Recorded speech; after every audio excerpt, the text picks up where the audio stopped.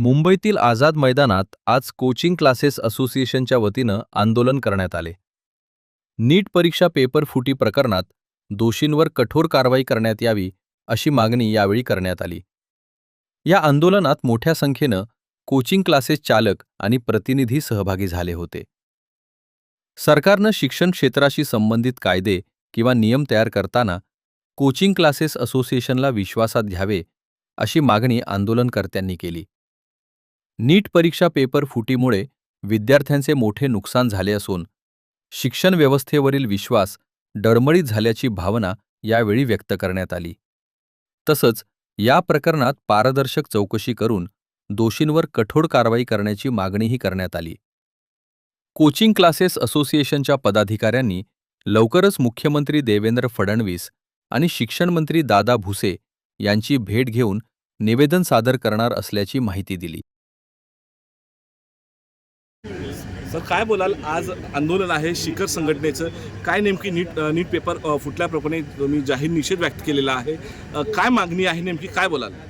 नीट paper फुटीमुळे महाराष्ट्रातील नव्हे तर देशातील संपूर्ण कोचिंग क्लासेसचं क्षेत्र बदनाम होत आहे आणि म्हणून ज्या लोकांनी हे कृत्य केलं आहे त्या लोकांना शिक्षा व्हायलाच पाहिजे.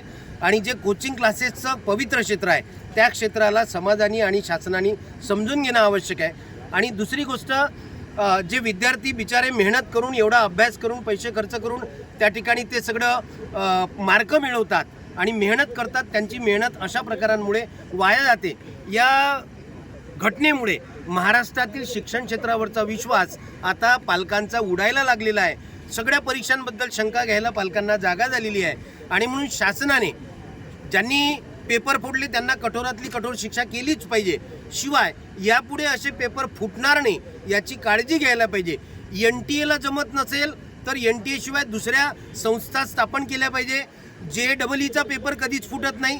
आत्ता एक सकारात्मक बाजू अशी म्हणावी लागेल की देशाच्या शिक्षण मंत्र्यांनी पेन आणि पेपरचा वापर न करता पुढची नीट घेणार आहे पुढच्या वर्षीची असं सांगितलंय. हे एक नीट पेपर फुटीमधली सकारात्मक बाजू म्हणावी लागेल. यापूर्वीच गव्हर्नमेंटनी पेन आणि पेपरचा वापर न करता ऑनलाईन नीटच्या परीक्षा घ्यायला पाहिजे होत्या जशा JEEच्या होतात. आतापर्यंत कुठेतरी पाणी मुरत होतं असं आता आपल्या लक्षात येत आहे. आणि जे लोक गुंतले आहे याच्यामध्ये, काही समोर येणारे 2-4 लोकच गुंतलेले असू शकत नाही, खूप मोठी चेन असू शकते. आणि यावर्षीच पेपर फुटला हे निदर्शनास आलं. अनेकदा पालक कोर्टात जातात, अनेकदा विद्यार्थी कोर्टात जातात. गेल्या 10-15 वर्षापासून असं एकही वर्ष नाही गेलं ज्या वर्षी पालक आणि विद्यार्थी सुप्रीम कोर्टापर्यंत गेले नाही आणि नीटचा प्रवेश लोंबकळत राहिला नाही. दरवर्षी असंच होत आहे. म्हणून शासनाने काहीतरी याच्यावर उपाययोजना करणं गरजेचं आहे आणि विद्यार्थी आणि पालकांच्या हा जो जीवाशी खेळ लावला आहे तो थांबला पाहिजे.